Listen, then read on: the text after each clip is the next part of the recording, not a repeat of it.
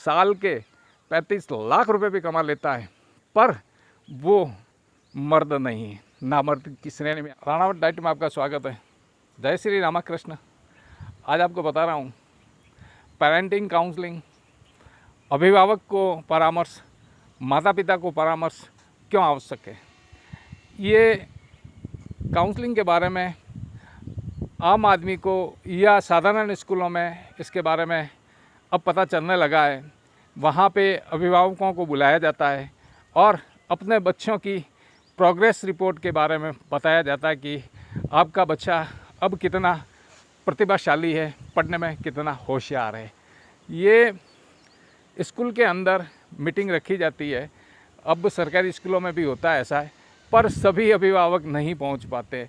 पर वहाँ पे ये है कि व्यवहारिक ज्ञान की कोई कमी नहीं है, उन्हें कोई दिक्कत नहीं है। और ये आपको देखने को मिलेगा सरकारी स्कूलों के अलावा जो प्राइवेट स्कूलें हैं, विशेष करके इंग्लिश माध्यम, अंग्रेजी माध्यम या कॉन्वेंट स्कूलें हैं, वहाँ पे भर्ती होने से पूर्व बच्चों से भी एक परामर्श किया जाता है। उसके साथ में उनके माता पिता का भी परामर्श किया जाता है, उनसे काउंसलिंग ली जाती है कि आप पढ़ाने में कितने सक्षम हैं, कितने योग्य हैं।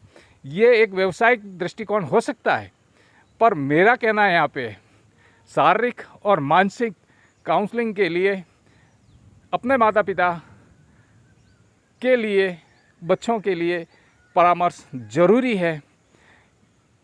क्योंकि आजकल देखा जाए तो हर जगह बच्चे कमज़ोर, पिछड़े और शारीरिक और मानसिक बीमार नज़र आ रहे हैं। इसमें माता पिता की क्या भूमिका है, ये सब जानने से पहले अगर आप मेरे चैनल पर नए हैं, चैनल सब्सक्राइब करें, वीडियो लाइक करें, अधिक से अधिक शेयर करें।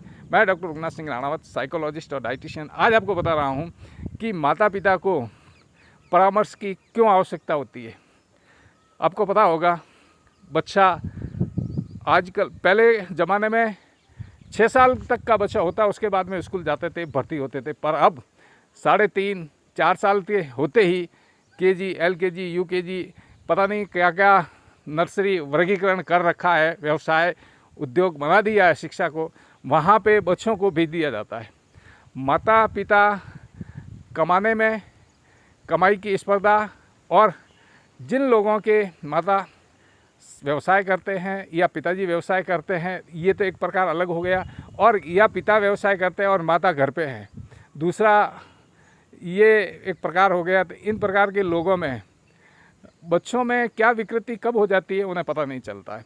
वो अपना एक प्रतियोगिता के रूप में अपने बच्चों में वो प्रतिभा लाना चाहते हैं जिसमें बड़ा बने, कुछ बन के दिखाए, वो भावनाएं होती है। और इस दौरान बच्चे को कंप्यूटरीकृत एक मशीनी जीवन जीने के लिए बाध्य कर लिया जाता है, बेटा पढ़ाई कर, बेटा पढ़ाई कर। और जब तक ज़्यादा पढ़ाई वो करता है तो उस दौरान आप देखेंगे माता पिता की सांत्वनाएं, प्रेम, वात्सल्य, कहानियाँ सारी दूर हो जाती है। बचा कुछ टाइम होता है वो टीवी और मोबाइल ने ले लिया है। माता पिता के पास में 2 शब्द नहीं है उनके लिए कि अच्छे सी कोई पारिवारिक सामाजिक प्रेरणा दे सके, नहीं। वो आजकल सभी जगह ये स्थितियाँ होनी शुरू हो गई है। और बच्चों में 6 साल के तक बच्चे हो सकते हैं माँ का पल्लू पकड़ना पसंद करता हो, पर उसके बाद में बच्चा भी अपने दोस्तों में जाएगा, उठेगा, बैठेगा, तो उनके लक्षण लेंगे। और जब उनके लक्षण लेंगे, निश्चित है कुछ माता पिता से वो दूरियां बनाना शुरू कर देता है।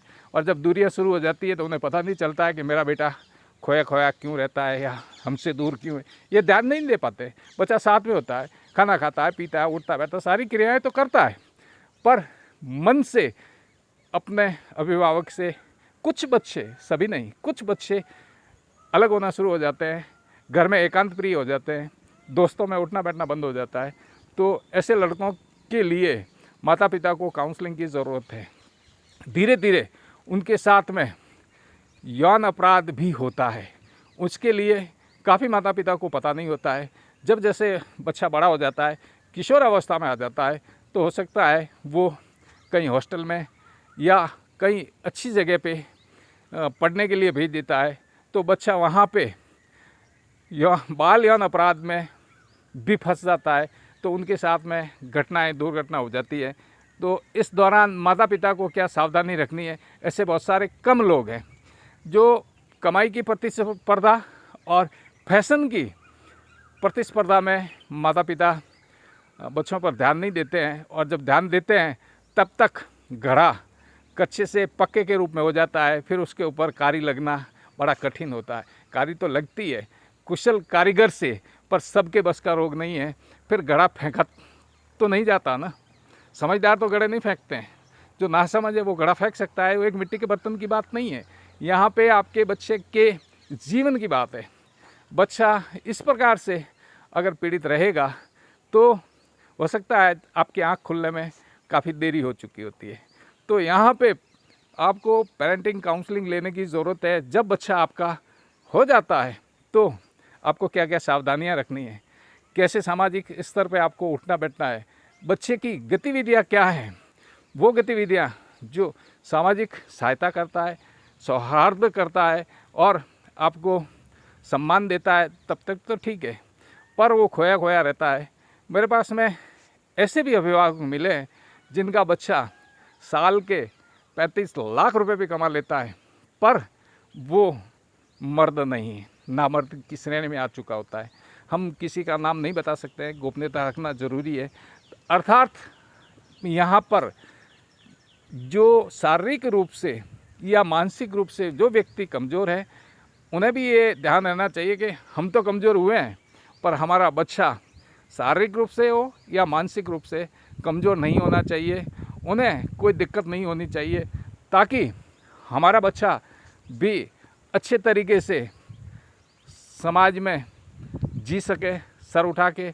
अन्यथा आप देखेंगे बहुत सारी जगह पे अपने बच्चों को अच्छी कमाई के लिए उन्होंने अच्छी एजुकेशन दी, शिक्षा दी, और लास्ट में जाके उन्होंने क्या किया, अपने माता पिता को ही वृद्धावस्था में भेज दिया। अब नई परिपाटी, नई पीढ़ी के लिए ये एक नया अध्याय शुरू हो गया है। तो ये एक कुरीति है समाज में, ज़्यादा पढ़ा लिखा होने से अपने माता पिता की सेवा नहीं करना और बच्चों को वृद्धावस्था में भेजना की तैयारी आप खुद कर रहे हैं।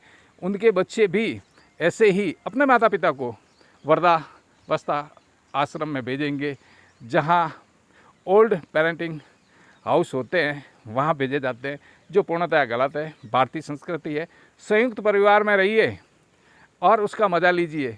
और हो सकता है आपके अनुकूल ना हो तो आपको अच्छे मनोवैज्ञानिक से परामर्श की आवश्यकता है, ताकि आपका बुढ़ापा बढ़िया बीते और आपका बेटा मान सम्मान पूर्वक आपकी सेवा करे और समाज में जिए सर उठाकर। कोई सार्थक टिप्पणी करेंगे तो सार्थक टिप्पणी का जवाब दूंगा। मिलते हैं नए अपडेट वीडियो में, तब तक के लिए जय हिंद, स्वस्थ रहें, मस्त रहें। और आज बादलों की घटा घनघोर भी है, वो भी आप देख लीजिए। बाय।